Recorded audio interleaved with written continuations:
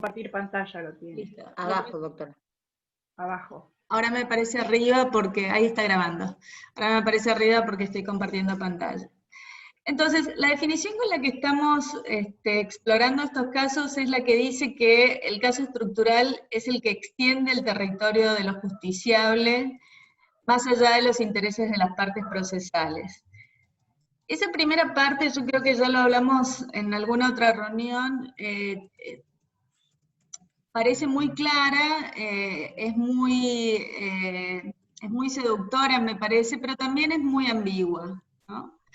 ¿Qué quiere decir extender el territorio de lo justiciable? En algún lugar es una trivialidad, ¿no? Que cada vez que alguien presenta una demanda, está extendiendo el territorio de lo justiciable. Entonces, en ese sentido, limitado es tremendamente trivial la afirmación. Toda demanda extiende el territorio de lo justiciable, ¿no? Ahora, si yo digo extiende el territorio de lo justiciable más allá de los intereses de las partes procesales, en lo que estoy pensando es en una decisión judicial que involucra en su decisión de qué es correcto, incorrecto, legal o ilegal, etc., involucra a gente que no ha venido a reclamar la jurisdicción de este juez, ¿no? Gente que probablemente no está ni enterada de este caso, ¿no? Si mañana una persona se presenta a demandar porque entiende que el aumento del gas es inconstitucional, estamos todos involucrados en eso y nunca quisimos ir a juicio por eso, pero estamos todos en juicio por eso. ¿Entienden esto? Entonces, este es un sentido en el que pareciera ser claro decir que extiende el territorio de los justiciables, ¿no? En el sentido de que el juez está decidiendo un caso en el cual, al relatar ese caso, está involucrando a un montón de gente que no está ahí en el proceso.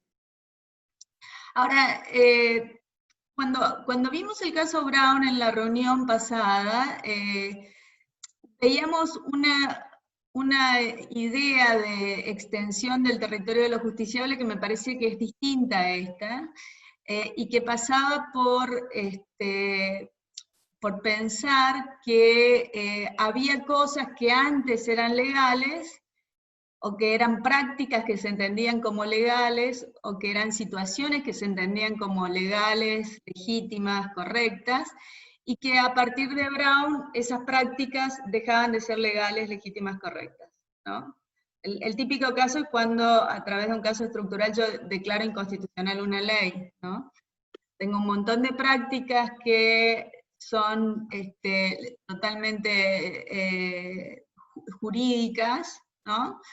Porque hay una ley que las respalda y de repente la justicia dice que la ley es inconstitucional, todas esas prácticas se transforman en ilegales porque son inconstitucionales, ¿no? Entonces, ese pareciera ser un sentido distinto, ¿no? En algún lugar. Ahí la idea de extender el territorio de lo justiciable pareciera ser que la Corte cambia de alguna manera el derecho, ¿sí? Y por lo tanto cambia la calificación legal de las prácticas, de las situaciones, etcétera, cuando interviene en un caso estructural. Por ejemplo, en el caso de la contaminación de un río, que vamos a repetir este caso varias veces, bueno, el río está contaminado, qué desgracia, ¿no? Es un incidente, una de las desgracias de la humanidad. Ahora, cuando una corte interviene, ¿sí? Eso que es una desgracia de la normalidad se transforma en un agravio jurídico que genera un reclamo de recomposición ambiental, ¿no? Entonces, pareciera ser que en este sentido, al extender el territorio de lo justiciable, también significaría cambiar de alguna manera el derecho, ¿no? Bueno, estas ambigüedades me parece que son problemáticas de esta parte de la definición, y yo diría que hay otro problema en esta primera parte, que tiene que ver con que buena parte de la definición del litigio estructural que ustedes ya habrán leído tiene que ver con relacionar al litigio estructural con casos policéntricos, ¿no? Y los casos policéntricos se definen fundamentalmente porque son casos que involucran una red de relaciones que son interdependientes entre sí, ¿no? Y esa red de relaciones interdependientes entre sí podría juzgarse dentro de un proceso judicial, es decir, podría tener a todas sus partes dentro de un proceso judicial. Por ejemplo, un caso de concursos y quiebras, ¿no? En donde tenemos un montón de deudores de una empresa que fue a quiebra, ¿no? Ese caso es un caso policéntrico, porque el destino de todos los deudores depende de alguna manera, ¿no?, del destino de la empresa. Yo voy a recibir más dinero o menos dinero de acuerdo a cuánto quede en la empresa y cómo se reparta en el concurso lo que queda del dinero de la empresa que quiebra. Ahora, todos los deudores, todos los acreedores e incluso el deudor están ahí en el mismo proceso. De tal manera que tenemos un caso policéntrico, pero que sin embargo no extiende el territorio de lo justiciable más allá de los intereses de las partes procesales. Que todas las partes procesales que forman el caso policéntrico están en el proceso. Todos los intereses que forman el caso policéntrico están en el proceso. ¿Se entiende esto? ¿Más o menos? Sí, se entiende. Sí. Bueno, voy a volver para ver, pero lo que quiero mostrar es los problemas de esta primera definición del caso, que me parece que lo tenemos que ir desarmando un poco. La segunda parte de la definición de caso estructural es que esa expansión es un hecho jurídico antes que un hecho empírico, ¿no? Es decir, basta que la normatividad de la decisión pretenda regular relaciones jurídicas que trascienden a las partes procesales, entonces la pretensión regulativa de la decisión, para que estemos ante un caso estructural. ¿Qué quiere decir esto? Bueno, en general, el término litigio estructural es utilizado como sinónimo de muchos otros términos, como por ejemplo, litigio de impacto público, litigio de reforma pública, litigio agregativo, litigio de interés público, litigio estratégico, litigio colectivo, litigio, etcétera, etcétera, etcétera, ¿no? Algunas de esas definiciones lo que hacen es poner el énfasis, cuando analizan el fenómeno de este tipo de casos, lo que hacen es poner el énfasis en qué ocurre en el mundo cuando un juez interviene en un caso estructural, ¿no? Entonces, lo que están mirando es qué cambios se producen en el mundo, ¿sí? Y definen a un litigio como litigio de impacto porque, bueno, de repente cambió una práctica, cambió una prisión, cambió, se empezó a sanear un río, cambiaron las reglas de competencia, etcétera, etcétera, ¿no? Ahora, esa no es la base de la definición de litigio estructural que tenemos nosotros. No importa, en esta definición, qué pasa en el mundo real. Lo que importa es la cuestión normativa de cuáles son los alcances de la decisión del juez. El juez puede decir, límpiame el riachuelo, y el riachuelo nunca se limpió, y aún así tenemos un caso estructural, por más que no se haya hecho nada para limpiar el riachuelo. ¿Se entiende? El juez puede decir, cese con el hacinamiento en las cárceles de Buenos Aires, y eso no pasó, ¿sí? Y aún así el caso es estructural, porque lo que define el caso como estructural es la pretensión normativa de la decisión judicial, ¿sí? Entonces, este es un punto muy importante para no confundirnos con otras definiciones que rondan permanentemente los casos que vamos a estudiar, y con otros estudios sobre este tipo de casos que rondan permanentemente, que son casos que son estudios que están mirando el resultado y el impacto empírico, sociológico, en los términos jurídicos, la eficacia de la decisión judicial, ¿sí? Nosotros no definimos a un caso estructural por su eficacia, sino que lo definimos por su pretensión normativa, es decir, a qué alcanza, cuál es su alcance. por eso la última parte dice, ello es así aun cuando esa pretensión estructural no se haga efectiva y aun cuando la orden resolutiva de la sentencia tenga un alcance diferente. Y esto es muy importante porque, y quizás lo más complejo y lo que vamos a ver ahora dentro de un rato, porque en esta definición se están proponiendo dos niveles normativos en una decisión judicial. Por un lado, la regla de decisión judicial, lo que ustedes estudian en general cuando estudian un caso. Y por otro lado, la orden instrumental que da el juez para que el mundo se adecue a lo que su regla establece. Ustedes saben que una sentencia tiene, por ejemplo, vistos considerandos y un resolutorio, ¿no? Ahora, en ese resolutorio, en general, hay órdenes instrumentales. Yo, por ejemplo, puedo decir, cese con la discriminación de las mujeres en el ingreso a esta escuela, ¿no?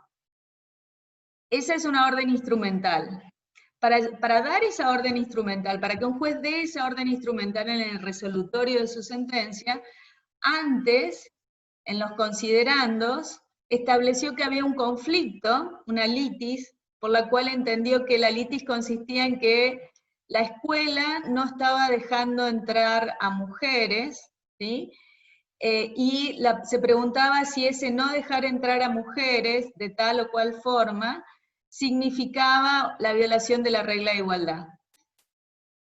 Decidió, también en sus considerandos, en la parte en donde fundamenta la sentencia, decidió que sí se estaba violando, hacer eso sí violaba la regla de igualdad, y esa es la regla de decisión. Con esa regla de decisión, que es una cosa normativa, decir, no dejar entrar a las mujeres en estas condiciones viola la regla de igualdad, con esa regla de decisión lo que hace es permitirle que en el resolutorio dé una orden instrumental vinculante dirigida a la escuela diciendo deje entrar a las mujeres, cese con su práctica de no dejar entrar a las mujeres.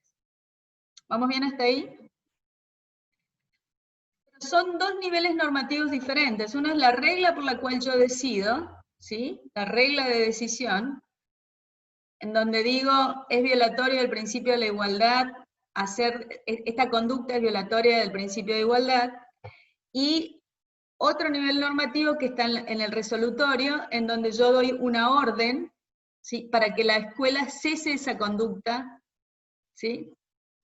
Entonces, esos dos niveles normativos, cuando coinciden, en el sentido de que yo tengo una regla que alcanza a todas las mujeres que quieren entrar a esa escuela, y después tengo un resolutorio, una orden regulativa en el resolutorio que alcanza a todas las mujeres que quieren entrar a esa escuela, cuando esos dos niveles normativos coinciden en su alcance, yo no solo tengo un caso estructural, sino tengo un remedio estructural, ¿sí? Ahora, yo puedo tener un caso estructural y no tener un remedio estructural. Yo puedo tener a alguien que viene y me plantea que no puede entrar a la escuela porque hay una regla en la escuela que prohíbe que entren las mujeres, y el juez decidir que la regla de que les prohíben entrar a las mujeres es una regla inconstitucional, ¿no? Por lo tanto, la práctica de impedir que esta persona demandante entre a la escuela es una regla inconstitucional, ¿sí?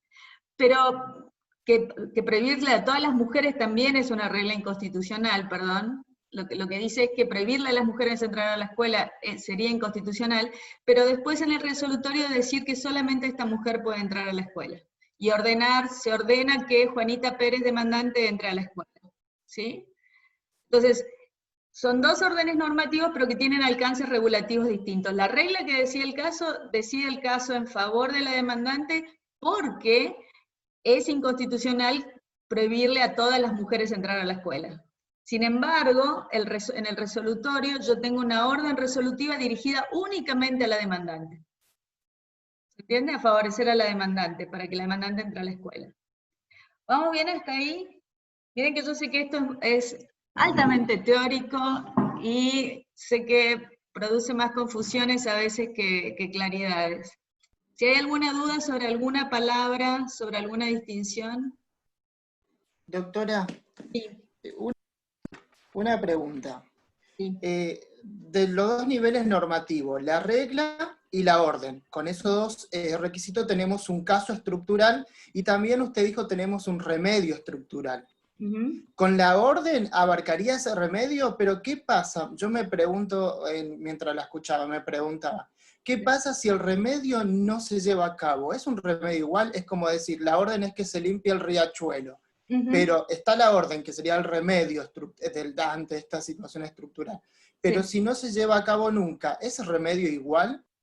Sí, es una excelente pregunta, Carlos, y la respuesta es sí, porque estamos hablando en un nivel normativo. Porque otra vez, lo que define el remedio como estructural es la pretensión normativa del remedio. Si el remedio pretende que se limpie todo el riachuelo, y esto es beneficiar a los millones de personas que están alrededor del riachuelo, entonces el remedio es estructural. Después yo puedo decir el remedio es ineficiente, o el remedio es inefectivo, ya sea porque no se cumplió, por un lado ya lo vamos a ver más adelante, o porque se cumplió pero sin embargo no alcanzó su objetivo.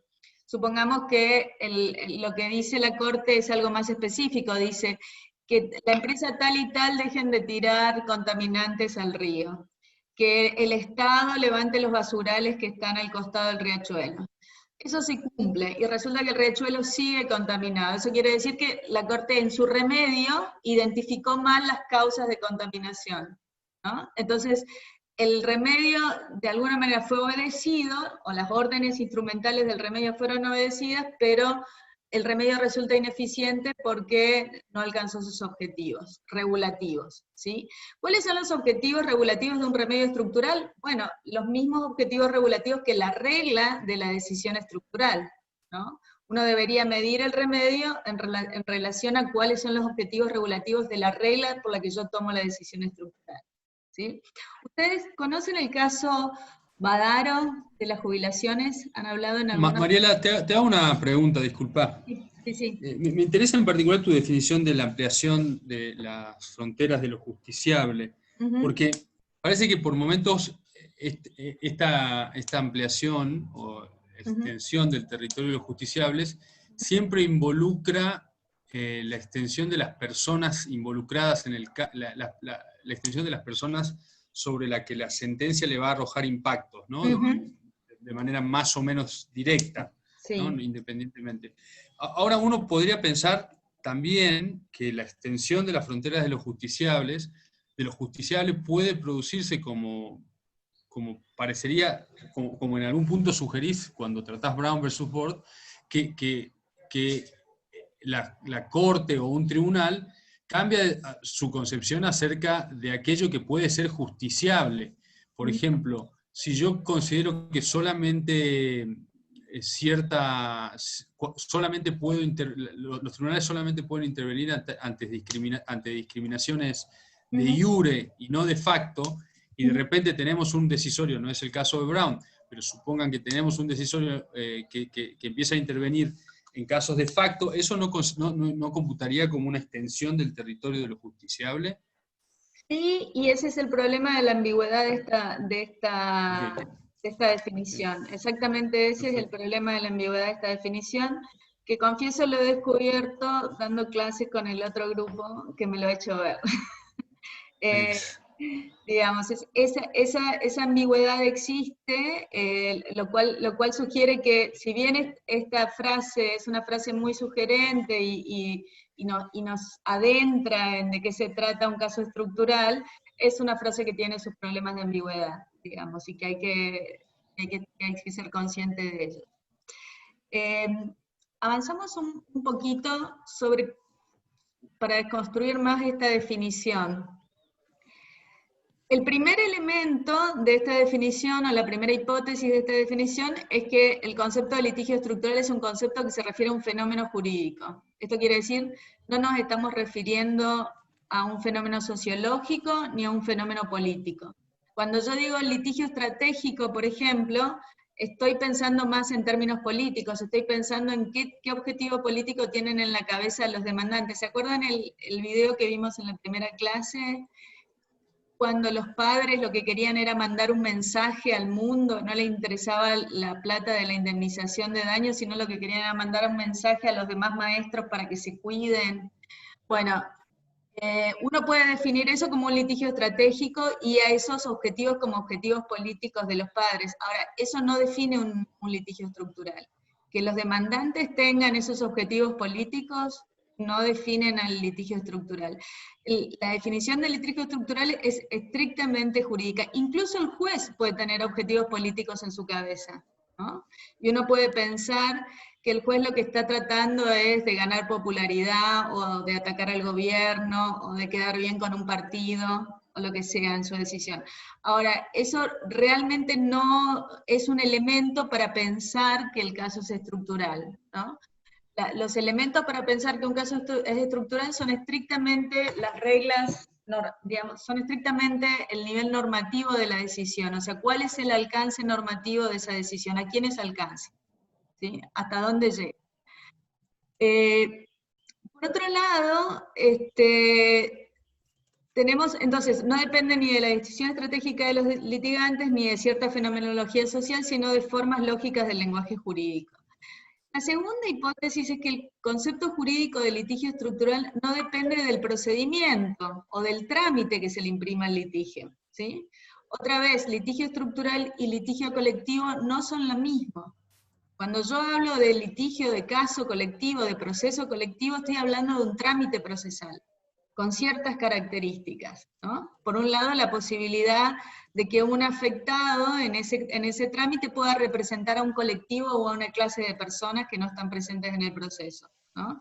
Esa es una posibilidad procesal, una habilitación procesal. Por otro lado, la posibilidad de que la sentencia alcance a otras personas y a otras relaciones que no participaron en el proceso, ¿sí? Eso es otra vez una regla procesal, ¿no? Respecto a el alcance de la orden instrumental de la sentencia, ¿sí? Y eso lo define como proceso colectivo. Ahora bien, es, como les decía antes, un caso estructural decidido a partir de una regla estructural, puede no tener un remedio estructural, ¿sí? Por lo tanto, puede tramitarse en un proceso individual, en un amparo común y corriente, en un juicio de daños común y corriente. ¿Se entiende esto? ¿Vamos más o menos? Entonces, yo puedo decidir un caso estructural, y por eso les citaba el caso de Badaro hace un rato. Yo no sé si ustedes lo tienen presente, es uno de los casos que conocen. Quizás conozcan más a Arriola. ¿Cuál conocen? ¿Arriola, Badaro? ¿Ninguno de los dos? Badaro ahora es el del jubilado que cobraba Exactamente, exactamente. Adolfo Badaro era un señor jubilado que cuando cambió la ley de jubilaciones, él se dio cuenta que le subía las jubilaciones a los que tenían la mínima y no le subía la jubilación a él, que estaba en un lugar como intermedio, por decirlo así. Fue a la corte y le reclamó, fue a la justicia, digamos, y llegó hasta la corte, reclamando que le aumenten sus haberes jubilatorios, ¿no? En parte porque había inflación, porque se los habían aumentado a otros y no a él, etcétera, etcétera. Entonces la corte dijo, bueno, esta ley lo que hizo es levantar los haberes jubilatorios de un sector de los jubilados y no del resto, ¿no? Cuando la jubilación en realidad debería regirse por el principio de la movilidad jubilatoria, es decir, debe aumentar conforme aumenta el salario de las personas en actividad en ese sector. ¿Estamos claros hasta ahí? Entonces la Corte dijo, bueno, el agravio acá, o la litis acá, es que se ha violado el principio de movilidad jubilatoria en relación a este sector de jubilados, a quienes, pese a haber aumentado el salario de los trabajadores de ese sector, no se le aumentó los haberes a los jubilados. Entonces lo que hizo la Corte es primero intentar, en una primera decisión, intentar ver si podía remediar estructuralmente la situación. ¿Y cómo lo hizo? Le mandó un mensaje, un exhorto, se dice, al Poder Legislativo y al Poder Ejecutivo, para que modifiquen la ley para no perjudicar a todos los jubilados a los que estaban perjudicando. Pasó un año y no hubo ninguna respuesta. Entonces, ¿qué hizo la Corte? Dijo, esta ley viola los derechos de los jubilados que están en la misma situación de Adolfo Badaro. Regla de decisión. La orden instrumental del remedio fue que se le aumente a Adolfo Badaro hasta el 82% móvil en relación al salario de los trabajadores en actividad. Quiere decir, el remedio no fue estructural, la decisión sí fue estructural. ¿Se entiende? El proceso no fue colectivo, era un amparo simple, ¿sí? Y la Corte optó por una decisión, por un remedio. Eso generó 100 millones de amparos durante varios años de jubilados, en la misma situación de Adolfo Badaro, pidiendo también a través de procesos individuales la misma recomposición de sus saberes. Emanuel, te escucho. Perdón, doctora, en ese caso, el juzgado buscó primero exhortar al Poder Legislativo y Ejecutivo tratando de que sea una decisión estructural. Al tener una respuesta negativa, hizo una decisión individual que luego generó esto que dice usted, que cada uno tuvo que hacer su presentación individual, digamos. Exacto. Pero podría haber tenido una resolución estructural, digamos. Podría haber tomado una decisión estructural, probablemente para tomar la decisión remedial estructural debió haber colectivizado el proceso, es decir, en algún momento reconocer que Adolfo Badaro representaba a toda la clase de jubilados en su situación, definir esa clase, ¿sí? Armar el proceso con las notificaciones y la publicidad propia de los procesos colectivos para que todos los posibles afectados puedan participar si quieren o excluirse de la clase si quieren, ¿sí? Y luego de discutir ampliamente eso, tomar una decisión que alcanzara a todos. El problema claramente tiene que ver con que la Corte no sintió que tenía el poder político suficiente como para rectificar la decisión del Ejecutivo en razón a eso. Pero ahora, poder tomar esa decisión jurídicamente podría haberla tomado, digamos, podría haber transformado el proceso en colectivo y con eso su decisión poder tomar un remedio estructural. Sí hay ahí, me parece que lo que vos estás mostrando es una relación clara entre la remediación estructural, o sea, la posibilidad de dar una orden que alcance a todos, y la necesidad de un proceso colectivo. Sin proceso colectivo es difícil que la Corte tome una decisión que alcance a todos, porque el proceso colectivo lo que da ese tipo de trámite, da la posibilidad de debido proceso y de derecho de defensa a todos los que pueden verse afectados por esa decisión, ¿sí? Puede haber gente que no piensa igual que Adolfo Badaro, pueden haber distintas cosas. Lo cierto es que el caso de Adolfo Badaro no se decidió conforme a lo que él pedía. Él pedía que le aumenten por razones de igualdad y por razones de inflación, ¿no? Y dijeron, no, acá el punto no es lo que le pasa a Badaro, acá el punto es lo que le pasa a la clase a la que pertenece Badaro, ¿sí? Y toda esta clase se ve afectada por esta ley que no establece una forma de aumento regida por el principio de la movilidad jubilatoria. El principio de la movilidad jubilatoria tiene que atar los aumentos a los aumentos del sector en actividad. ¿Se entiende esto? ¿Vamos más o menos? Entonces, Patricia ha entrado, ¿sí? ¿Alguien hablaba? Perdón, profesora, Sí. le hago una consulta. Entonces, por ejemplo, se me ocurre pensar que los juicios que se hacen dentro del ámbito de policía por los decretos que se cobran en negro, si bien las sentencias son hacia personas particulares, esos decretos en realidad después generan las sentencias de todo el resto del personal, porque digamos, judicialmente se declara que esa plata se debería cobrar dentro de lo que es el sueldo básico. ¿Eso sería un litigio estructural también? ¿Quién está hablando que no le veo la cara, pero me encanta la pregunta? Quiero ver la cara. Mirna Campos. Mirna Campos. Mirna, me encanta tu pregunta, porque porque me permite habilitar algo muy importante. La respuesta es depende de cómo relata el conflicto el juez que decide, ¿no? Imaginemos un caso en donde alguien va a pedir que le paguen el sueldo en blanco y diciendo que es inconstitucional ese decreto, ¿no? El juez podría decir, este pobre hombre que está terriblemente enfermo, que tiene problemas de salud urgente, que tiene muchos hijos a cargo, y qué sé yo, en relación a él no pagarle el sueldo en negro constituye una grave violación a sus derechos humanos, y además esto es inconstitucional, entonces el caso es inconstitucional para él, ¿sí? Ese no es un caso estructural, porque toda la narración de los hechos está circunstanciada en las características individuales de él, ¿sí?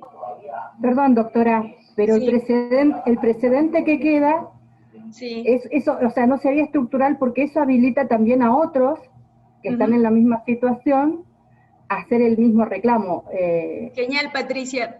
¿Y qué habilitaría a otros si la definición del caso es porque él está en una situación tremenda, porque tiene 7 hijos, porque tiene una enfermedad grave? Tendríamos que tener un caso análogo a todas esas características. Si la definición del caso está asentada en todas esas características estrictamente idiosincráticas del demandante, el caso no es aprovechable por otros, ¿no? Ahora, sí, y está bueno lo que ustedes están planteando en términos de pensar al caso estructural como un caso aprovechable por otros, ¿no? Y cuando un abogado mira si el caso es aprovechable o no, mira cómo definió el conflicto el juez, cómo definió la litis, ¿no? Porque si la litis se parece al caso de mi cliente o al caso de otros, entonces sí. Ahora, si el caso dice sencillamente, no le da ni nombre ni apellido al demandante, sino se refiere al personal policial del rango tal que cobra en tal situación, y está caracterizando una clase de personas ya, ¿no? Podría estar caracterizando... Doctora, Sí. ¿tendría que ver entonces en algún punto con la voluntad del demandante también, como para tener a miras de si puede extenderse o no esto a un caso estructural? Podría, o sea, uno podría plantear una demanda con esas miras, digamos, pero el asunto, y acá otra vez una pregunta tan pertinente, el asunto es que es el juez el que define la litis, ¿no? Nosotros le llevamos 20 casos en una demanda, y el juez decide narrar cuál es el conflicto. ¿Se acuerdan lo que vimos en la reunión pasada del caso Brown? Que había 20 posibilidades de litis y el juez eligió una, la del daño psicológico a los chicos que le causa la segregación. Bueno, habiendo muchas otras con mucha potencia política, con mucha gente que la defendía y demás, los jueces eligieron esa, ¿no?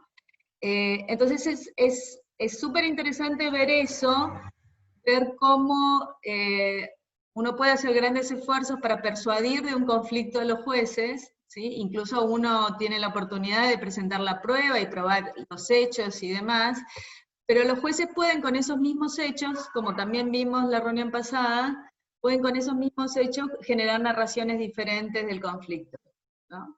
Entonces, una de esas narraciones posibles es la narración estructural, otra narración es la narración que vamos a ver más bipolar, ¿no? Una narración circunscripta a las circunstancias de quien está demandado y que no es muy aprovechable por otros casos, digamos.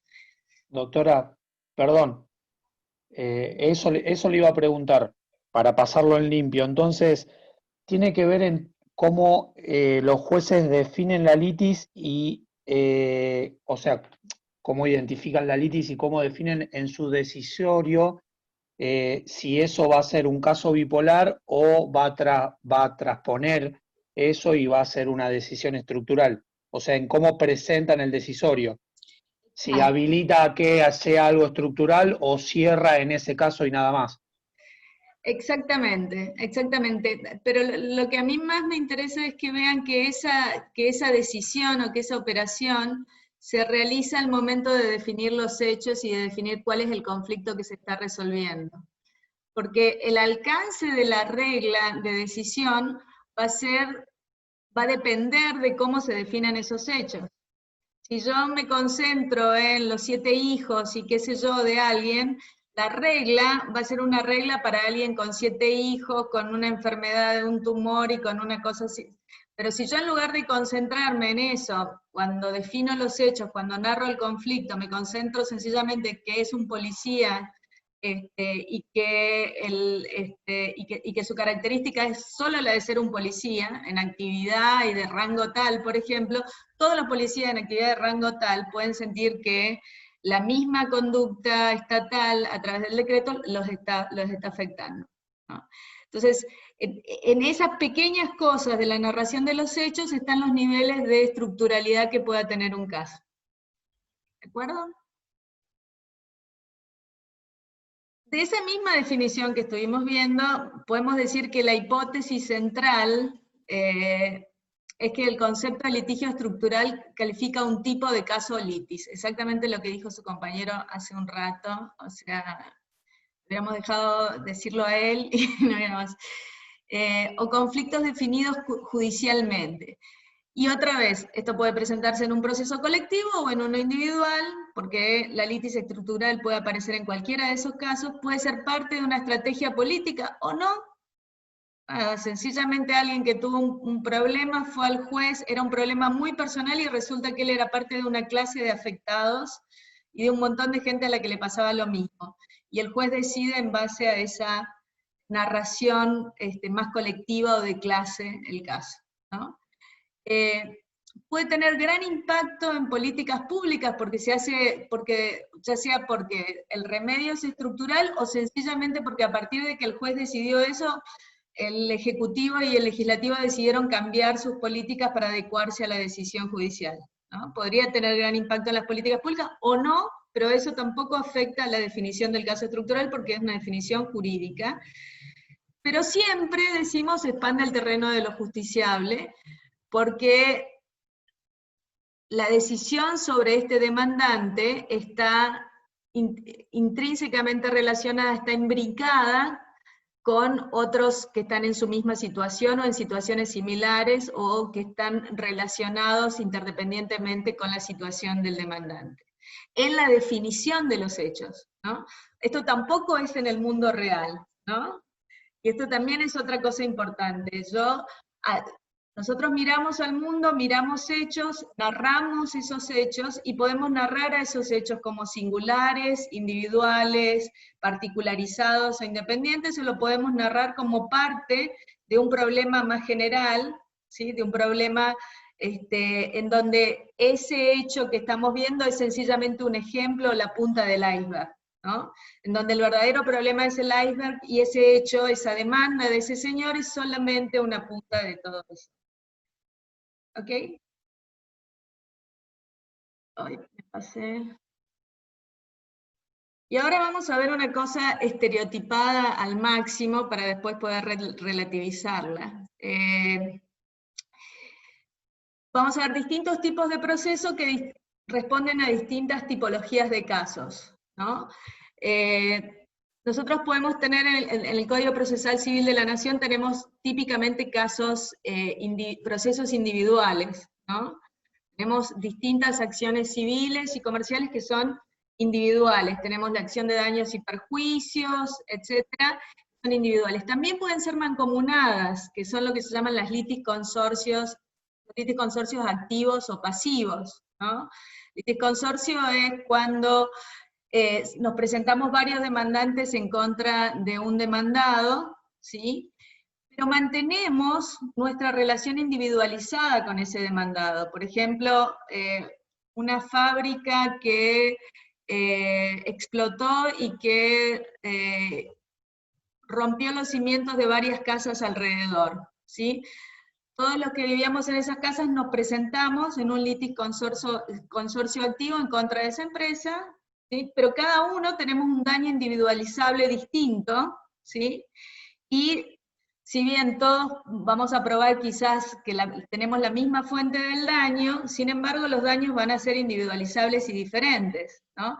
Y si mi casa tenía malos cimientos, probablemente va a haber una parte de causa de culpa mía, entonces me van a pagar menos, ¿sí? Si la casa del otro tenía buenos cimientos y aún así se destruyó, entonces a él le van a pagar más, y cosas como esa, ¿no? Si yo contribuí al daño de alguna manera, la empresa se va a salvar un poco en relación a mí, pero no en relación a los otros. Entonces, las relaciones ahí son individualizables, ¿sí? En el proceso colectivo eso no pasa, ¿no? El proceso colectivo que se incluyó, se constitucionalizó en el 43, de la Constitución Nacional, a través del amparo colectivo, y después se extendió al habeas corpus colectivo, pero que también, como ustedes saben, existía antes de eso. Ya la Ley de Consumidores en el 93 traía una acción colectiva para los consumidores, y antes de eso había varias leyes provinciales, una ley 10.000 en Santa Fe sobre intereses difusos de los años 90, había códigos de procedimientos constitucionales en las provincias que traían acciones colectivas, ¿sí? La reforma del 94, que incluye el artículo 43, y en el artículo 43 el amparo colectivo, lo único que hace es constitucionalizar procesos colectivos que ya existían en distintas jurisdicciones. Entonces tenemos estos tres tipos de procedimientos en este momento. Uno, los típicamente individuales, los individuales que se mancomunan, ¿sí? Y los colectivos, en donde el interés de las partes se subordina al interés del todo, ¿sí?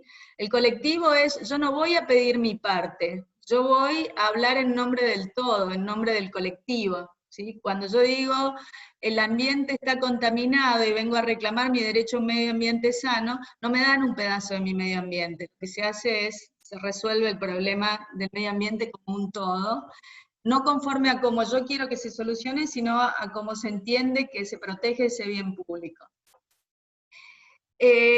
Ahora bien, hay cierta relación estereotipada, por decirlo así, entre los procesos y las tipologías de casos que dividimos en bipolar y policéntricos, ¿no? El caso bipolar, estereotípicamente, es el caso en donde el conflicto se define, como les decía al principio. Él es un policía discapacitado, con 7 hijos, con una enfermedad grave, y en estas circunstancias particulares tiene derecho a tal cosa, ¿sí? O se le violó el derecho a tal cosa, ¿sí? Todo el caso se define por circunstancias extremadamente particularizadas, ¿sí? En el caso policéntrico, en cambio, las circunstancias que definen el caso unen el interés de este señor con el interés de una clase, o con el interés de un colectivo, o con el interés de varios, ¿no? Entonces, yo diría que ya no existen casos bipolares en el mundo, porque nuestra perspectiva del mundo ha cambiado, tenemos mucha información cultural respecto a los determinismos en nuestras vidas, entonces es muy difícil que las decisiones judiciales sean estrictamente bipolares. Todas tienen algún nivel de policentría, ¿no? Todas tienen algún nivel de definición a partir de categorías o a partir de clases de quienes están involucrados.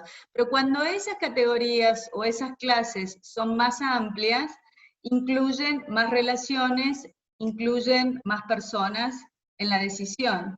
Entonces la regla de esa decisión sería, como dicen ustedes, más aprovechable por muchos más casos, ¿sí? De acuerdo a cómo defino los hechos, con qué categorías y con qué amplitud de categorías, va a ser más o menos policéntrico mi caso, ¿sí?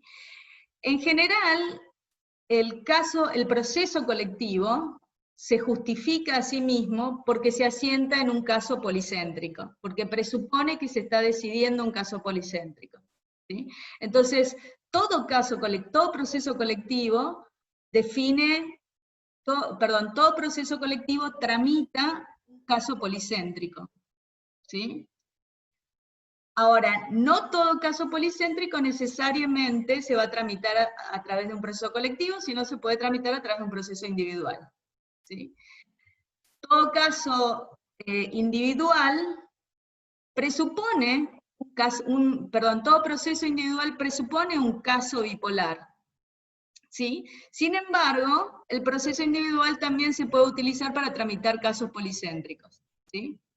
De hecho, se ha usado históricamente para tramitar casos con menor, mayor policentría en distintos momentos. Ustedes conocen casos como Siricot, Catán, todos esos grandes casos son casos que si ustedes los leen, lo que ven son definiciones policéntricas. Si hoy lo llamamos leading cases, porque son casos muy aprovechables por todo el mundo, ¿no?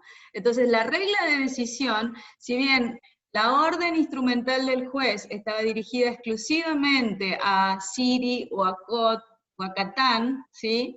Lo cierto, bueno, Catán es otra cosa, Siri y a Cot, lo cierto es que la regla de decisión era una regla que involucraba a todos, porque la categoría que usaron los jueces fue todo derecho debe tener un proceso para garantizarlo.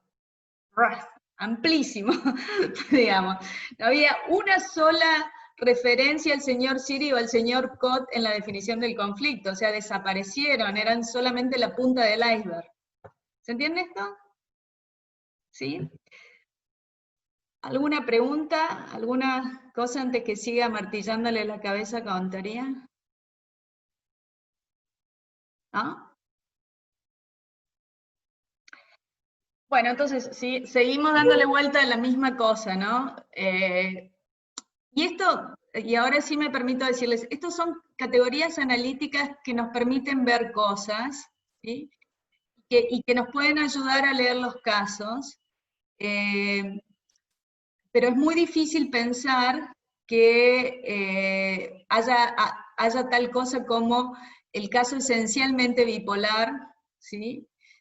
Yo cuando me preguntan ejemplos de casos bipolares, el único caso que me viene a la cabeza en general, y que lo puedo decir con alguna certeza, es Sagir-Idib.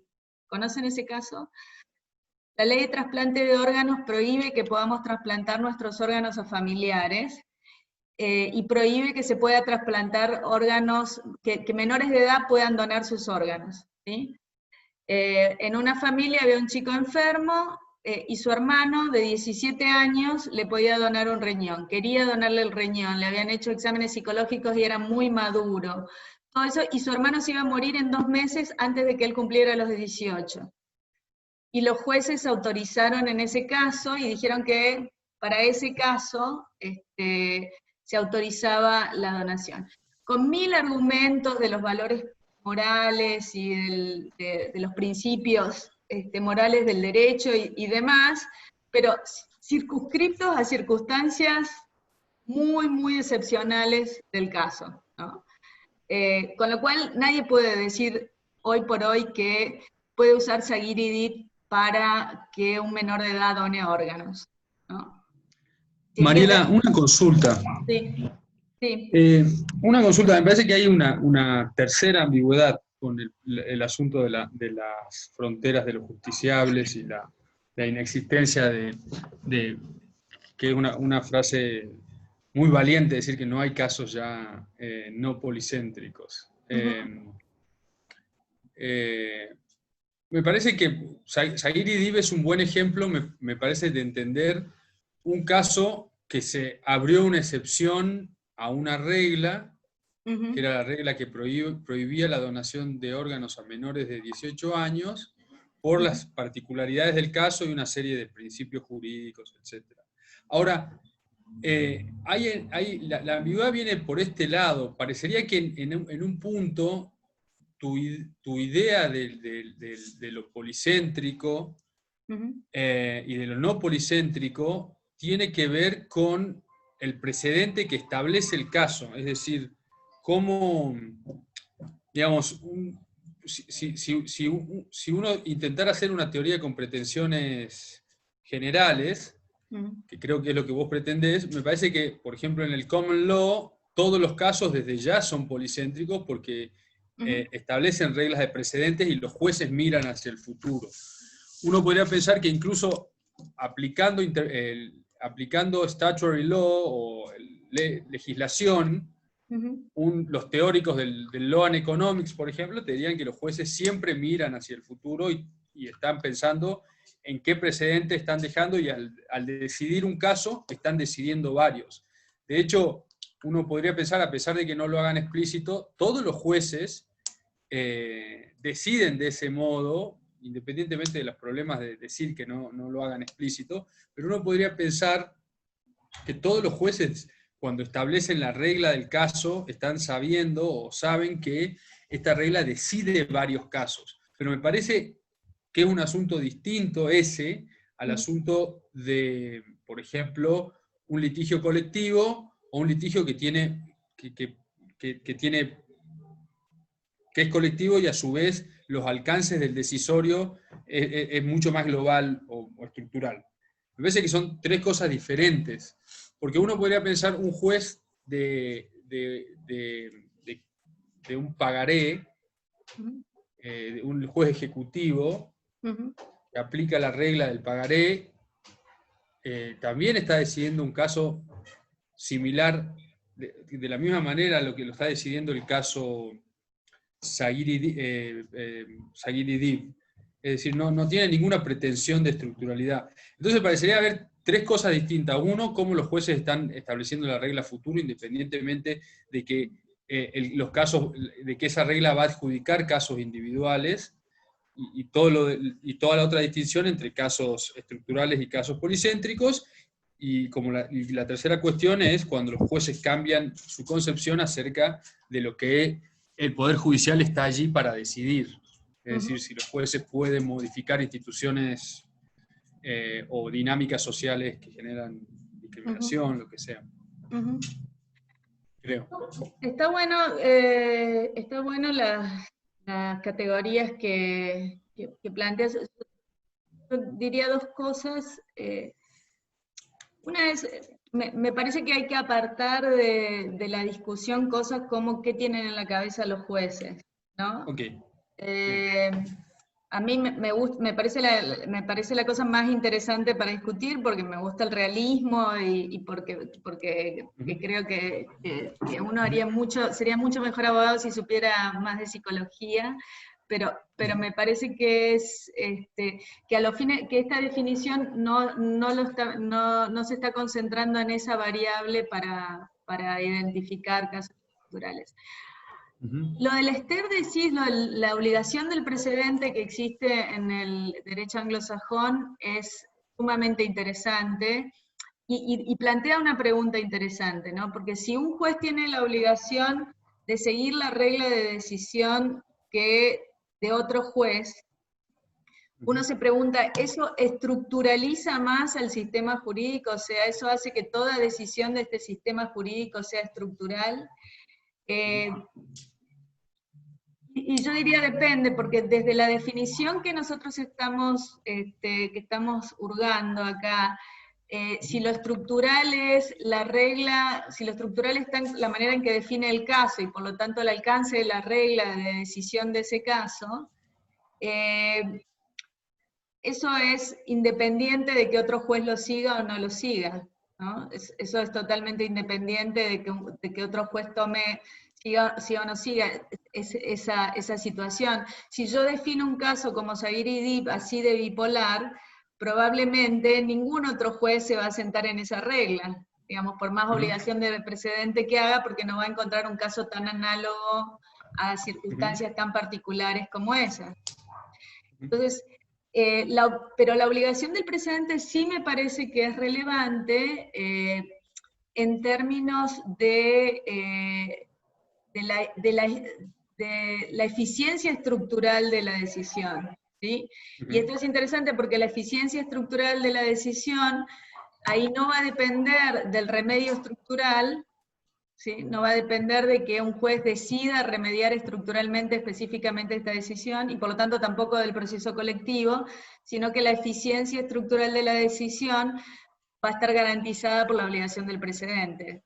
¿no? Ujú. ¿Se entiende, Claro, se entiende el punto? Entonces, sí me parece que hay mucho para pensar ahí desde la idea del sí. Y perdón, ¿no? Y te agrego un tema más, me parece que es interesante también pensarlo, no como una cuestión de derecho comparado, digamos, por dos razones me parece que es relevante en el contexto argentino, porque si bien no tenemos regla de precedente horizontal, es decir, sí es cierto que los jueces toman como buenas razones los decisorios tomados por jueces superiores en nuestro sistema jurídico.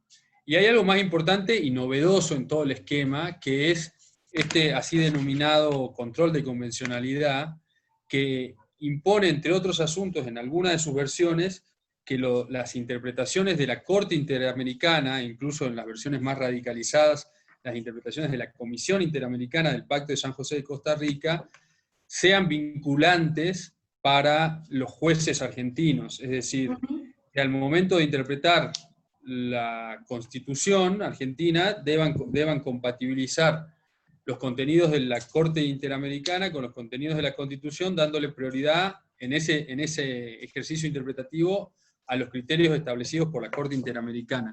Dejando de lado los problemas de soberanía y nos guste o no, y qué dijo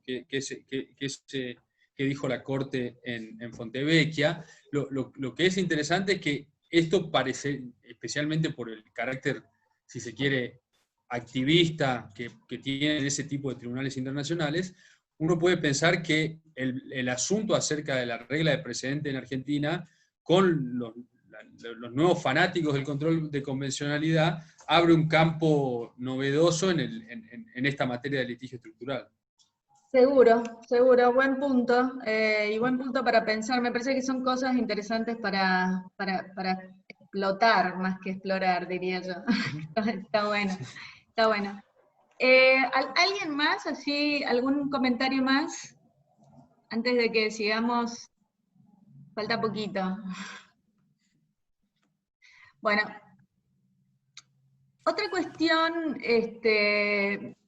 quizás para destacar otra manera, otro ángulo desde el que mirarlo, es que para que los afectados y los beneficiarios, o sea, los que no participan como parte o como actores en el proceso, aparezcan conformando esta litis y de esta manera sean alcanzados por la decisión judicial, es necesario que sus intereses se imbriquen como parte de un interés colectivo o grupal. ¿Y esto qué quiere decir? Que esto es, avanzando un poco más y después volvemos a esto, lo puedo explicar mejor. Un señor se llama Lon Fuller, inventó este concepto de caso policéntrico, ¿no? Y para poder explicar su concepto, en realidad él tomó el concepto de un economista que se llama Polanyi, que escribió sobre tareas policéntricas, ¿no? Para explicar cuáles son los casos policéntricos dio dos metáforas que son como muy ilustrativas, de las cuales podemos sacar cuáles otras características bien definitorias de lo policéntrico. Una es la de la telaraña. Decía que los casos policéntricos son como una telaraña, porque deberíamos imaginarnos a muchos intereses relacionados entre sí, en puntos de interconexión como son los puntos en donde se conectan las telarañas, ¿no? De tal manera que si yo muevo una hebra de la telaraña, genera una vibración o algún tipo de movimiento o efecto en el resto de la telaraña. ¿Qué quiere decir esto? Bueno, que quiere decir que esos intereses están interrelacionados, son interdependientes, ¿sí? Que el caso policéntrico en principio lo que me dice es que mi interés, si el juez decide mi caso aislado, ¿sí?, probablemente esa decisión está impactando en los intereses de otros, pero no por la decisión misma, sino, imagínense el caso que vamos a ver, el caso de los presos de las cárceles de Buenos Aires que vamos a ver en la próxima reunión de Berbisky. Lo que vemos ahí es que si alguien presenta un habeas corpus individual por su situación adentro de las cárceles, ¿sí? Lo que le van a decir es, usted está en una cárcel con 1000 personas adentro, no le podemos dar a usted una cama especial mientras que el resto de las personas, para darle una cama especial a usted, lo que tenemos que hacer es sacarle la comida a otro, o tener menos presupuesto para limpieza, o cosas como esas, ¿no? Hay una interrelación entre las condiciones de los que están dentro de la cárcel, ¿no? Que hace que si uno no trata el problema general de hacinamiento que sufre la gente dentro de la cárcel, sea imposible, digamos, resolver el problema de uno sin afectar negativamente o de una manera no prevista en los otros. ¿Entienden esto? ¿Sí? Yo estoy un poco distraída por el flequillo de Joaquín que flota en la pantalla. Entonces, la imagen de la telaraña como puntos interconectados que muestran una relación general de todos en un mismo problema, lo que nos da como característica, si se quiere, cierta interdependencia de los problemas, ¿no? Que hace que sea muy ineficiente tratarlos individualmente, que hace que lo conveniente sea tratarlos como parte de tratar el todo, el problema global, ¿no? La segunda metáfora que nos da Fuller es la del puente, y él dice, imagínense que un demandante se presenta a un juez a pedir que la viga de un puente que está en construcción sea colocada a 80 grados, para de esa manera darle sombra a su casa que está sobre la vera del puente, ¿no? Y el juez, frente a esta posición de interés, frente a este particular interés, para poder ver si la viga se puede poner o no a 85 grados, como pide el demandante, lo que necesita es tener una idea general del diseño del puente, ¿no? Porque ponerlo a 85 grados puede significar que el puente se caiga a pedazos, ¿no? No puede tomar una decisión sobre si se pone o no se pone a 85 grados la viga sin tener una idea de cuál es el diseño correcto, general, del puente como un todo, ¿no? Entonces, lo que nos dice esta metáfora, en cierta medida, es que interés individual en ciertas cosas, dentro de ciertos problemas, siempre va a estar subordinado a una visión global del todo, lo que la Constitución llamaría el interés colectivo, ¿sí? El bien público, el problema estructural, como querramos llamarlo, ¿no? Una cosa es lo que yo necesite de eso, y otra cosa es, y la respuesta a lo que yo necesite va a depender de cómo se defina ese todo, de cómo se resuelva ese todo, o de cuál es la idea de ese todo que tiene el juez en la cabeza, ¿no? Fíjense, un caso de la jurisprudencia argentina es tremendamente ilustrativo de esto, es un caso muy famoso que nunca fue mirado de esta manera, y no me quiero hacer la original acá, pero la verdad que me parece que la mirada puede interesarles. Es el caso Bustos. Cuando ustedes saben que a comienzos de este siglo, cuando se especificaron los depósitos en dólares, un montón de gente fue a demandar a sus bancos para que le devuelvan sus dólares que tenían depositados, y y los bancos le devolvían al nuevo precio que había, le devolvía pesos a un cambio menor que el cambio del mercado, cambio que había estipulado el gobierno, ¿no? Entonces, no podían tener sus dólares y encima tenían pesos a un cambio horrible, ¿no? La gente iba y demandaba a sus bancos, porque decía, yo tenía un depósito en dólares, quiero mis dólares. Entonces muchos jueces decían, bueno, acá hay un contrato bancario, ¿sí? El contratante tiene derecho a tal, porque el contrato dice que pone dólares, le tiene que dar dólares. La Corte, para validar la decisión que había tomado el gobierno con respecto a la pacificación de los depósitos, lo que dijo es, bueno, no, mire, acá no hay un problema, acá el asunto no es solamente su contrato individual con el banco. El asunto es que usted forma parte de una categoría de depositario, ¿no? Y lo que yo tengo que evaluar es si se le devuelve los dólares a esta categoría de depositantes, lo que ¿qué va a pasar en una relación distributiva con el resto de los ciudadanos o con el resto de la población? Entonces dice, bueno, como individuo que contrató con el banco, en principio tiene un derecho a que se le devuelva eso. Ahora, usted como parte de la clase de los depositantes en dólares, no tiene ese derecho, porque si se le devolviera el dinero a todos los depositantes en dólares, lo constituiríamos en una categoría privilegiada en una sociedad que está en bancarrota y con los problemas de emergencia que hay, etcétera, etcétera, explicaciones de por medio. Lo importante es que lo que hizo la Corte es dejar de tratar el problema de ese individuo como un problema bilateral entre él y el banco, y tratarlo como parte de una categoría, y comparar esa categoría con otras para decidir que en realidad esa categoría no debería recibir sus depósitos bancarios. ¿Se entiende esto? Lo que hizo es subordinar el interés individual al interés del todo, de la clase a la que pertenecía. Sí. Entonces, en algún punto, más allá que sean tratados como casos individuales o en su defecto como un caso policéntrico, se puede llegar a transformar en un estructural. O sea, según las relaciones que se ejerzan con el caso, o si se deje, como quien decir, la telaraña, que es el ejemplo que usted nos da, llegamos al punto en donde la gran mayoría va a emerger en un caso estructural. Lo de decir la gran mayoría yo no lo sé. Sí diría que es posible, que la Corte ha demostrado que es posible estructuralizar demandas que le llegan como bilaterales y decidirlas después de estructuralizarlas, ¿no? Yo voy con mi contrato de depósito con el banco y salgo diciendo que no tengo derecho porque pertenezco a la clase de los depositantes en dólares, y porque la clase de depositantes en dólares no tiene derecho a recibir la devolución de sus ahorros. ¿Se entiende? ¿Se ve esto? Entonces, Sí, doctora, ahora sí.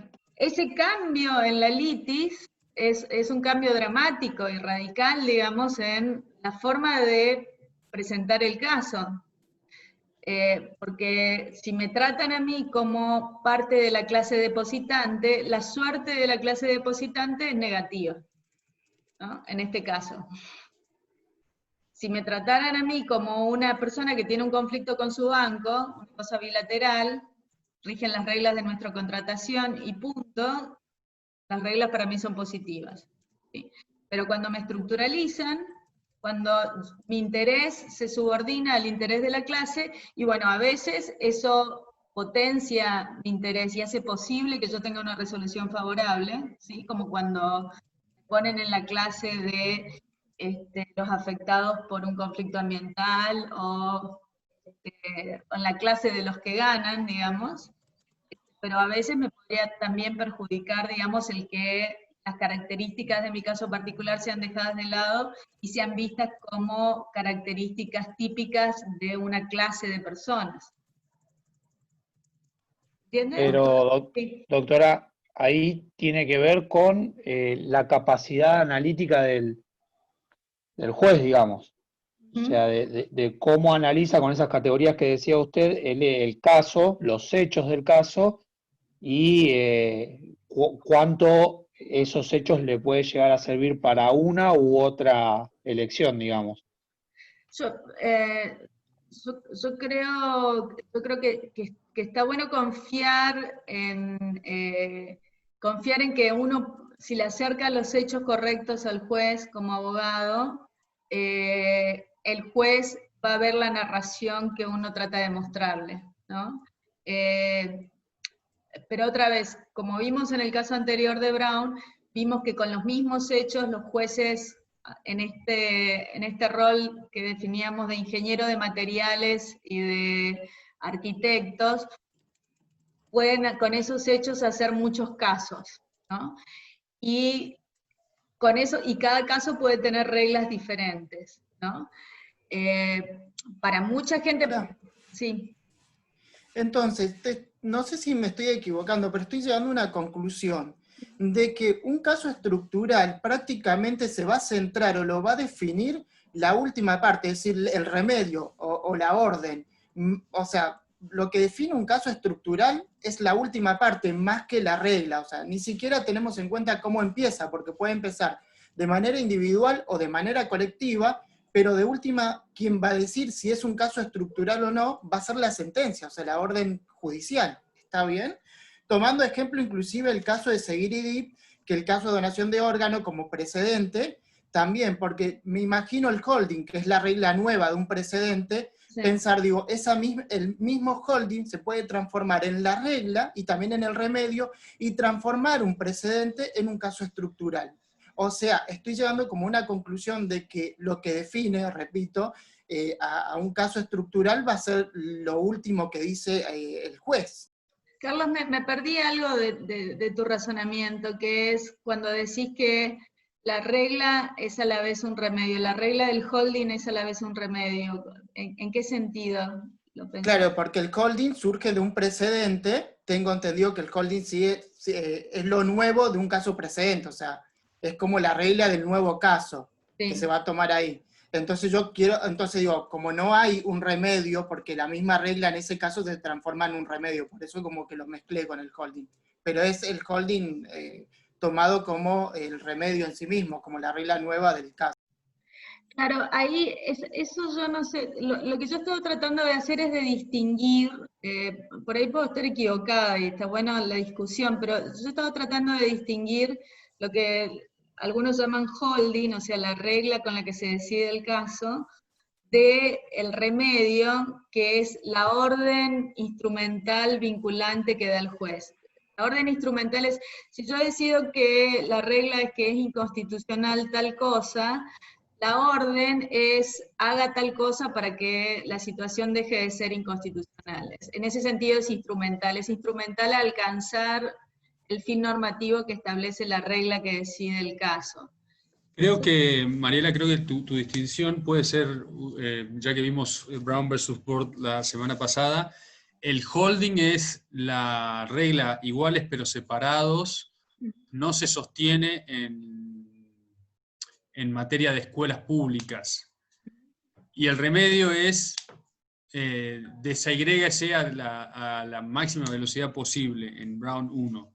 Entonces, el holding es, esa regla no se mantiene, o no puede mantenerse separados pero iguales en las escuelas, y uno podría pensar porque afecta psicológicamente a los niños, y el remedio podría haber sido diferente, podría haber sido, señor Estado, no abra las escuelas hasta que las hayan desagregado.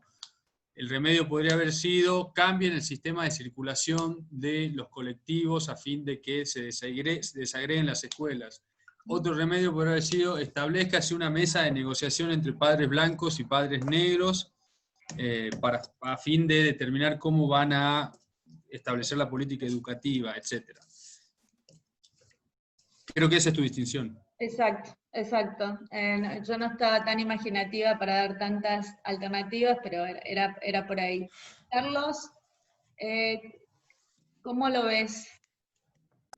No, bien, sí, ahora sí, porque cuando surgió el tema del precedente me pregunté por el holding, porque se me mezclaba con la regla como condición de un caso estructural, entonces fue ahí, pero sí, ahora sí, genial. Desde luego que uno podría, perdón, solo decir que ahí hay una zona oscura, ahí hay una zona oscura que la cuestión de la regla de precedente me parece que es una zona que nos oscurece un poco, pero bueno.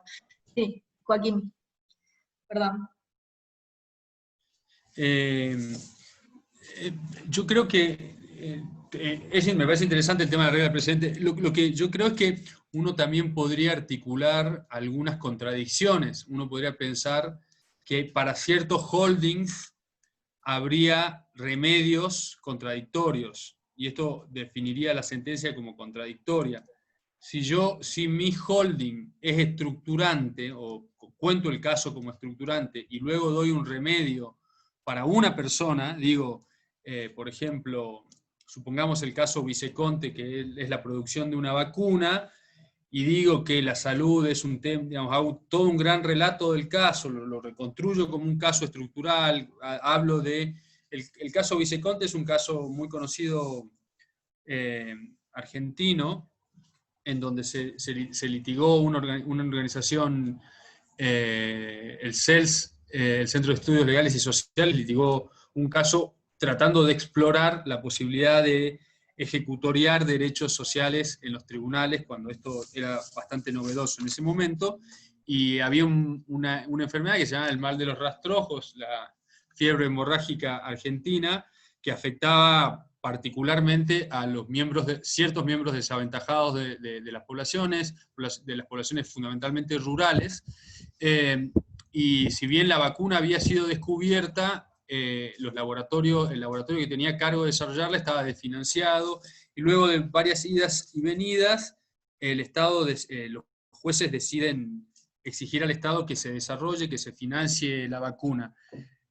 Uno podría pensar que un juez que va a una persona, Viceconte, que era una particular, y cuenta este caso de forma estructural, de modo que el holding tiene esta pretensión estructurante, pero luego decide con un remedio para la señorita Viceconte, parecería ser contradictorio el holding con el remedio, lo cual es una alternativa posible.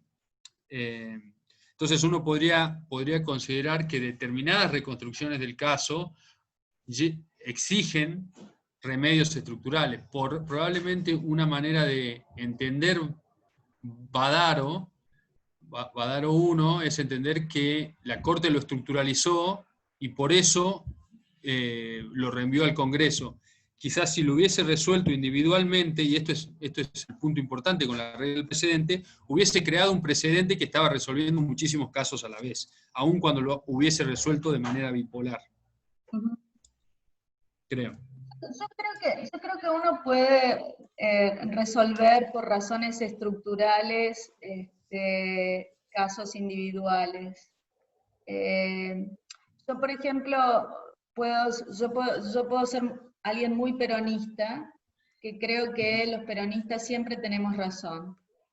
Y entonces se me presenta un conflicto entre un peronista y un no peronista, y yo digo que tiene razón el peronista, porque mi regla es que los peronistas siempre tenemos razón, ¿no? Cuando yo digo eso, lo que yo hago es predecible para el mundo que voy a resolver cada vez que tenga un conflicto entre un peronista y un no peronista, ¿no? No hay contradicción en que yo pueda decidir ese caso individual en base a una concepción estructural del mundo que tengo, ¿no? Entonces, me parece que las sentencias uno debería leerlo así: uno decide cosas en base a concepciones estructurales, en base a categorías genéricas que tiene en la cabeza, ¿no? Entonces, las fundamentaciones usan esas categorías genéricas. Al hacerlas, hacen explícito, digamos, por un lado, o previsible, que en otros casos que caigan en esas categorías voy a decidir de la misma manera, porque así funcionan mis categorías, así funciona mi cabeza, digamos. No creo que sea contradictorio decir, Juan viene y me pregunta si tiene razón frente a Pedro, y yo digo que Juan tiene razón frente a Pedro porque Juan es peronista y los peronistas siempre tienen razón. No es contradictorio decir, y solo lo voy a resolver en relación a Juan, y no voy a tirar una regla general para todas las veces, un remedio general para decir todas las veces. No necesito hacer eso, me parece. Bien, bien. Creo que no hay una necesidad lógica, quizás entonces no veo claramente una contradicción. Sí, quizás otro tipo de problemas, ¿no? Que tienen que ver con la efectividad, que tienen que ver con ampliar las posibilidades de contradicciones, con la normatividad del mundo. O sea, todos tenemos el caso Arriola en la cabeza, que es el caso en donde la Corte dijo que era inconstitucional la cláusula del Código Penal que dice que pena la tenencia de estupefacientes para consumo personal, ¿no? Y después resolvió que esos 3 chicos que estaban enfrente de ellos no se los podía penar porque era inconstitucional penarlos porque fumaban marihuana.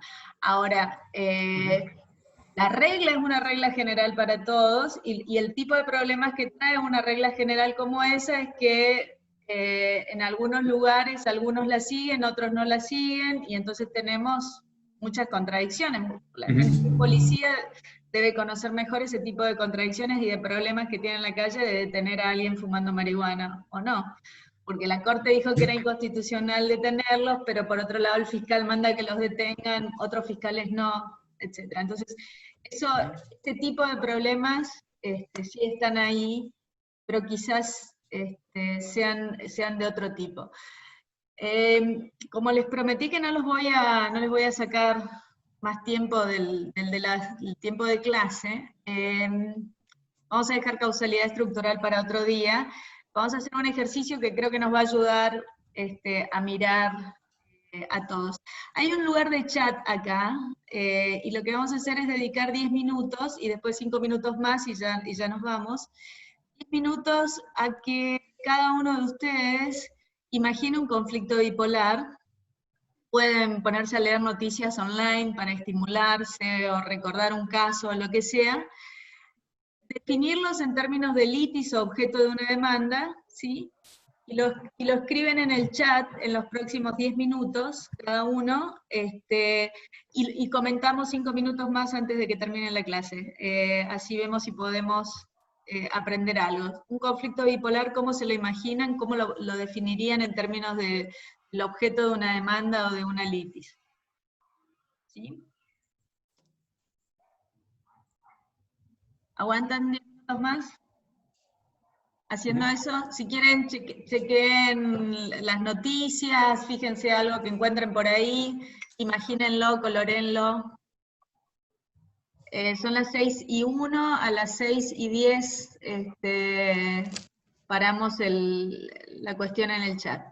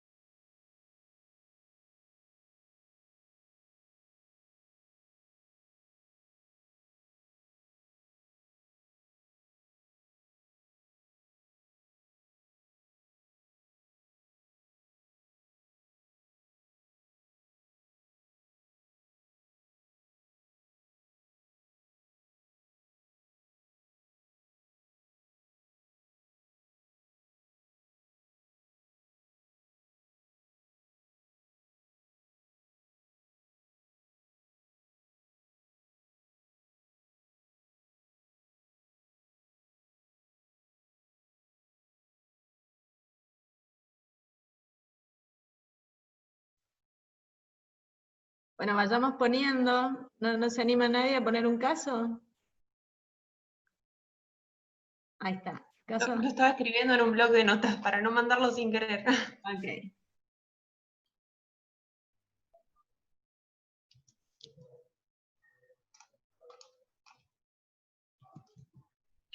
No sé si entendí bien lo que había que hacer, pero bueno. Es re largo.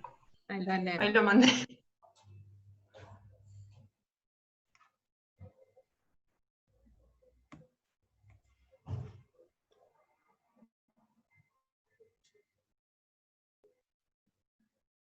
Perfecto.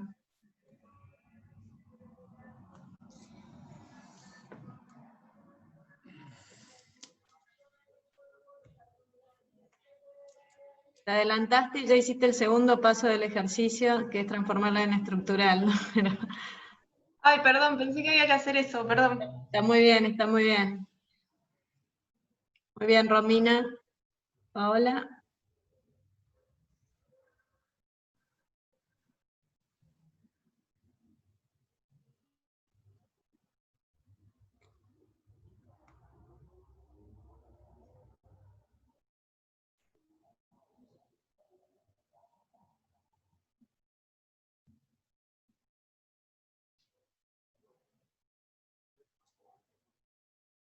¿Alguien más? Tengo a Romina y Paola hasta ahora. Perdón. Ahora la tenemos a Camila y Paola en realidad.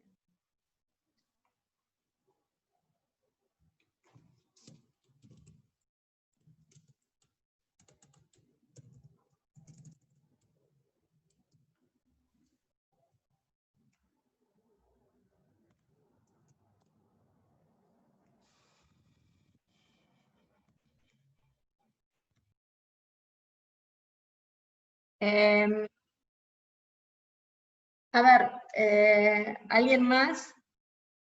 ¿O no se nos ocurre nada más? ¿Esperamos a alguien? Ahí está Emanuel. ¿Esperamos a alguien o lo dejamos ahí? Mirna. Laura. Ok, revisamos algunos. El caso de Camila me parece que es un caso, claro, Camila hizo los dos pasos del ejercicio ya. Primero se imaginó un caso bipolar que consiste en que Juan demanda a Mercado Libre por haber sufrido un inconveniente tras la compra del equipamiento para su consulta. La compra de equipamiento para su consulta kinesiológica, ¿es así? ¿Estoy leyendo bien? ¿Camila? Sí. Abonó la compra, pero el material nunca le llegó por errores en el sistema de entrega de mercado de envíos, ¿no? Entonces, él lo que reclama es probablemente las reglas de la contratación que tiene con Mercado Libre, ¿no? Le exige a Mercado Libre que cumpla con esa regla en una demanda de daños y perjuicios, en donde dice, entonces, la litis se plantearía de la siguiente manera, una litis bipolar se plantearía de la siguiente manera. ¿Es la conducta de Mercado Libre de no haberle enviado el material violatoria de los derechos de Juan? Ese sería, entonces, ¿es la conducta de Mercado Libre de no enviarle lo que se pagó violatoria de los derechos de Juan? Esa sería la litis bipolar.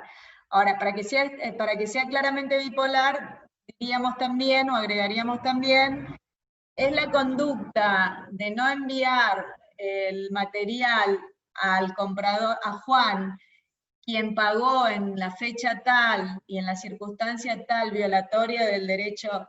Entonces, con esas consideraciones del caso, bien circunstanciadas de tiempo, lugar, cuándo, cuánto pagó, cómo fue la conducta omisiva de Mercado Libre, etc., yo tengo un caso bastante bipolar ahí, ¿no?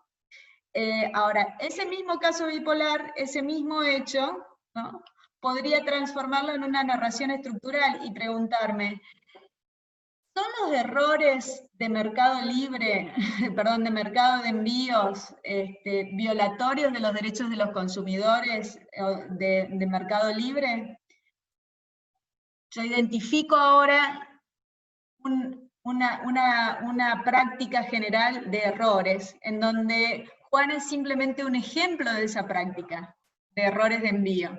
Yo ya no estoy diciendo, Juan que pagó tal día, le fallaron tal otro día. Yo estoy diciendo, Juan es un ejemplo de los errores de mercado de envíos, ¿sí? Es un ejemplo de una práctica de errores de mercado de envíos, y me pregunto en una litis estructural si es esa práctica de...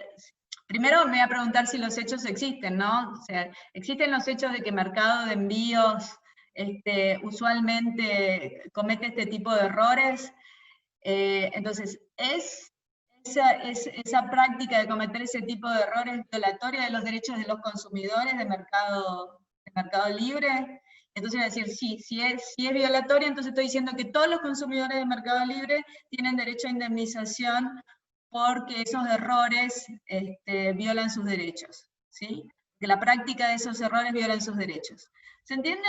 Es un excelente ejemplo de cómo los mismos hechos pueden narrarse en términos estructurales, ¿sí? Algo que me pasa a mí solo, ¿sí? Y yo voy y reclamo mi derecho, hablando de mi relación contractual y reclamando mi situación, y yo puedo decir, no, miren, esto que me pasa a mí es una práctica usual, que tiene que ver con errores usuales en la práctica de mercado de envíos. Me presento yo y le presento 2 o 3 ejemplos más, pero yo soy la punta del iceberg, ¿no? Y demuestro que hay una práctica ahí y estructuralizo el caso. Clarísimo. Paola dice, resarcimiento económico en virtud de los daños y perjuicios que se produjeron al señor López en el momento en que su obra social, en adelante IOMA, no cubrió su medicación, la cual fue prescripta a su enfermedad y se entiende como esencial, ¿no? Entonces, supongamos que esta sea la demanda, ¿no? Y yo la planteo en términos de mis derechos contractuales con la obra social. Muestro mi recibo de que pago todos los meses la obra social, muestro el contrato que tengo con la obra social, muestro la lista de, ¿cómo se llama estos? Los medicamentos obligatorios del PMO, de las prestaciones médicas obligatorias que toda obra social tiene que cumplir, muestro que la prestación está ahí, entonces digo, incumplieron, denme el medicamento, ¿no? Un caso. Ahora, ¿qué tal si viene la obra social y dice, no, yo no tengo la obligación de proveer de este medicamento? Y el juez tiene que resolver si tiene o no tiene la obligación de proveer ese medicamento, ¿no? Entonces, cuando el juez dice, la prestadora IOMA tiene la obligación de proveer este medicamento X, lo que está diciendo, si resuelve de esa manera, y si lo que se pregunta es, ¿tiene la prestadora IOMA la obligación de prestar este medicamento? Si responde que sí, está creando la regla de que todos los consumidores, perdón, todos los usuarios de esa obra social tienen el derecho a ese medicamento, ¿sí? ¿Se entiende? Y por más que lo resuelva solamente para ese caso concreto del señor López, ¿sí? Por más que el remedio sea solamente para el señor López, si el juez necesita decidir acerca de la obligación general de la obra social de proveer ese medicamento para resolver el caso, y si plantea la litis de esa manera, está planteándola en términos estructurales. Porque en ese caso es aprovechable por todos los usuarios de la obra social. ¿De acuerdo? ¿Lo vemos? Más o menos. ¿Sí? Mirta dice, el señor Pablo Briatrini, jubilado de 74 años de edad, se vio afectado porque se dio de baja el servicio de psicología en su obra social. Ahí el caso bipolar es similar al anterior, ¿no? Él puede venir y decir, yo pago mi obra social y demás, y se dio de baja la cosa de psicología y yo la estaba usando, y yo la necesito, y yo soy quien paga todos los meses, y acá están mis recibos, y qué sé yo, y acá está mi receta médica de que las necesito, y qué sé yo, entonces quiero que cumplan con su obligación, y el juez se pregunta, ¿tiene la obligación la obra social?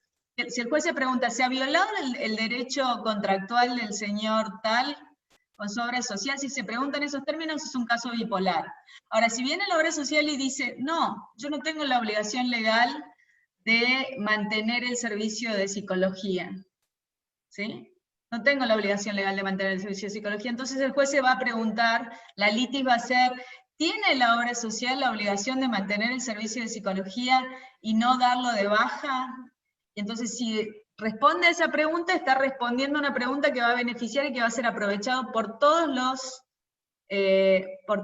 usuarios de la obra social. ¿Ok? O sea, profesora, disculpe, que Sí. un caso nazca bipolar y se transforme en estructural va a depender de qué manera define la litis el decisor judicial, o sea, el juez. Exactamente, Mirta, exactamente. Exactamente. Vos le llevás el caso, ahora, la litis se define por lo que vos pedís, por lo que contesta el demandado, y por lo tanto por la pregunta que se hace el juez, ¿no? Nosotros forzamos en este proceso dispositivo, forzamos a cuál va a ser la pregunta que se va a hacer el juez. El juez decide qué pregunta hacerse, ¿no? Decide, porque esa pregunta lo que hace es definir cuál es el conflicto. El juez puede preguntarse que el conflicto es si en las cláusulas de contratación está o no está el servicio de psicología, ¿no? Entonces es una cosa estrictamente bipolar, ¿no? Puede hacerse esa pregunta, si en tu contrato de obra social se incluye el servicio de psicología, ¿no? Puede hacerse esa pregunta. Pero también puede hacerse una pregunta más general, como por ejemplo, si en tu contrato, o si en las contrataciones estándar de la obra social puede retirar servicios que tenía o no tenía, y puede hacerse una pregunta mucho más general de si la obra social está obligada a nunca discontinuar el servicio de psicología, ¿sí? Podría hacerse todas esas preguntas de una manera más general. Pueden ser que le dieron de baja solamente al servicio del señor Paolo y a nadie más, ¿no? Pero se lo dieron por una razón particular de que no pagó su cuota, ¿no? Entonces el juez se pregunta, ¿no pagar una cuota es una razón para discontinuar el servicio de la obra social? Y esto tiene un nivel de policentría, porque puede haber muchos usuarios que en el futuro no paguen una cuota y que se pueden ver beneficiados si el juez dice que no hay derecho a discontinuarle el servicio porque no paga una cuota. ¿Se entiende? ¿Vamos por ahí? Vamos viendo que hay distintos niveles de bipolaridad o policentría de acuerdo a cómo yo defino el conflicto en el caso, a cuál es la pregunta de la litis que se hace el juez. Doctora, ¿la policentría va a tener siempre que ver con el caso miras a futuro, desde la perspectiva de la decisión judicial en el caso en concreto, sea bipolar o no? Miras a futuro en términos de cuál sería el alcance normativo de esa decisión. O sea, a quiénes podrían sentirse que esa regla les resultaría aplicable, ¿sí? O a quiénes sería aplicable esa regla. Y el alcance de la regla va a depender de cómo defina yo los hechos del caso o el conflicto que estoy resolviendo, porque la regla es para el conflicto, la regla judicial es para ese conflicto. ¿Sí? Entonces el alcance de la regla judicial es el alcance que yo le doy cuando defino esa pregunta de la litis, cuando defino el conflicto. El caso de remoción de los jueces, el objeto de la demanda es la remoción de los mismos de forma arbitraria e inconstitucional. El problema es detectar en los hechos cómo fue la designación de los mismos. Emanuel, no entiendo muy bien eso. ¿Lo querés aclarar? No, pensé que tenía que ver con algo que estuviera pasando en la actualidad, entonces se me ocurrió el caso de los jueces y de cómo va a resolver la Corte Suprema en cuanto a la remoción de los mismos. Ujú. Entonces, podría llegar a ser un caso bipolar en cuanto a un conflicto de intereses entre el Poder Legislativo y el Poder Judicial, que le toca resolverlo al Poder Judicial con respecto a la remoción de estos últimos 3 jueces, pero también habría que ver, y se podría llegar pienso, ¿no? Que se podría llegar a convertir en algo estructural en cuanto a cómo llegaron esos jueces a ocupar esos cargos. Entonces, según cómo planteo, cómo vea los hechos la Corte Suprema, va a ser lo que va a decidir, si va a definir el conflicto bipolar entre el Poder Legislativo y el Poder Judicial en cuanto a estos últimos hechos, o va a ser algo más estructural y va a tomar los hechos en completo, digamos, ¿no? Cómo esos jueces llegaron al cargo que tienen. Pero bueno, no sé si... Yo haría 2 comentarios ahí. Uno es, no dejemos que el término bipolar nos confunda, en el sentido de que nos dé esa imagen de que cuando vemos 2 polos confrontados tenemos un caso bipolar. En la estructura del proceso son 2 polos confrontados, un demandante y un demandado, siempre, ¿no? Entonces, todo proceso tiene esa estructura de confrontación bipolar. Ahora, la definición del caso, es decir, cuando yo narro cuál es el conflicto, puedo pensar que esa narración involucra solamente a esos 2 sujetos que están ahí por sus particularidades exactas. Supongamos que los jueces dicen, no se me puede, el Senado no me puede destituir, porque como el Senado tiene mayoría del oficialismo quiere que yo deje de ser juez porque voy a controlar a alguien del oficialismo, o porque estoy juzgando a alguien del oficialismo, y trae pruebas de que la cosa es así, de conversaciones en el Congreso donde todo el mundo se está... Igual, perdón, doctora, yo iba más allá, iba en cuanto a cómo llegan los jueces a ocupar los cargos y demás. Tenía que ver más con eso, más que con una decisión política. No, sí, lo que digo es, una versión bipolar podría circunstanciar el caso entre una confrontación entre el Senado y uno de los jueces, o los 3 jueces, ¿no? Y circunstanciarla en el tema de animosidades de uno y otro, que eso podría plantearse como una confrontación bipolar. Ahora, para que sea estructural hay 20 versiones de estructuralidad de ese caso, ¿no? Uno podría decir, la pregunta del juez podría decir cómo llegaron, y la regla de cómo llegaron ahí, preguntarse, ¿es constitucional el traslado de un juez de esta manera y de esta forma, o no sé qué yo? Y entonces está generando una regla a futuro para siempre y para todos los trasladados, que hay un montón de jueces trasladados, digamos. Entonces una regla que afectaría a una gran cantidad de jueces que están ejerciendo su cargo con traslados en similares circunstancias, y además una regla que a futuro impediría esos traslados, digamos, porque la Corte ya habría dicho que no se puede hacer de esa manera. O una regla que valide todos esos traslados, incluso los de estos jueces, ¿no? Pero esa regla ya tendría un carácter mucho más estructural y tendría mucho más alcance, pero esa regla no surge de la nada, surge de la pregunta que se hace el juez cuando constituye una litis estructural, y se pregunta, ¿es constitucional que un juez sea trasladado de esta manera? No. Entonces, esa pregunta con esas categorías tan amplias tiene un alcance generalizado a muchas situaciones a futuro. Ahora, si yo me hago la pregunta de, ¿quiso el Senado deshacerse de estos jueces para evitar que juzguen a Cristina, por ejemplo, ¿no? Decirle una cosa así, si me hago esa pregunta, circunstanciada a probar la intencionalidad de los senadores, probar conductas dirigidas exclusivamente a esto, y qué sé yo, probar todo eso, bueno, eso ya es un caso más bipolar entre el Senado y los jueces, ¿sí? pero me parece que es un caso que y va a ser re interesante ver cuál es la litis con la cual sale la Corte, ¿no? Cuál es la pregunta que se va a hacer la Corte, ¿no?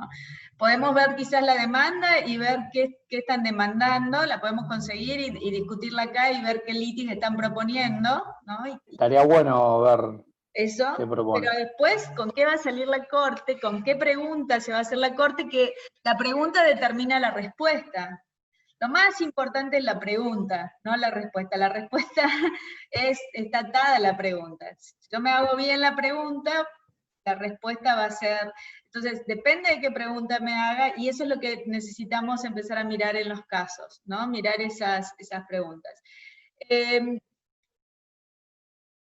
Los dejo acá porque ya he tomado otra vez más de media hora de lo debido. Solamente con 2 mensajes que me parece importante como guía quizás para el trabajo que sigue.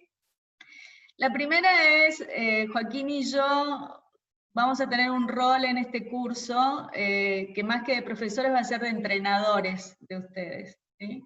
Vamos a entrenar su competencia para leer los casos, para pensar los casos, para armar casos, ¿sí? Entonces, nuestro rol, véannos como eso, digamos, toda la literatura que le estamos dando y esta cosa teórica, no es para que ustedes puedan hablar teóricamente, sino para que ustedes puedan pensar en profundidad los casos que vamos a analizar. Entonces, lo que viene ahora es eso, digamos. A mí no me interesa que repitan el artículo que le dimos como el Padre Nuestro, ni mucho menos. Este artículo es solamente un instrumento para ayudar a reflexiones y a mirar los casos con toda la imaginación y con toda la inteligencia que ustedes tienen para poner sobre ellos. Así que eso, y lo que sigue ahora es mirar casos, ¿sí? Vamos a interrumpir ese mirar casos con un par de clases teóricas más, pero centralmente de acá a fin de año vamos a estar mirando los casos. Le vamos a mandar entonces mañana la lista completa ya de todo el cronograma para que podamos trabajar todos juntos sobre eso. ¿Les parece? Y va a haber menos clases así teóricas largas y densas, y vamos a poder discutir más sobre sentencias. ¿Ok? ¿Alguna pregunta antes de que nos despidamos? No, doctora, gracias. Muchas gracias. Hasta luego. Gracias. Te escribo por teléfono, Mariela. Se Bueno, volvió a pasar rápido. ¿cómo? Que se volvió a pasar rápido la hora. Ajá, sí. Se pasa rápido la clase. Chao, gracias.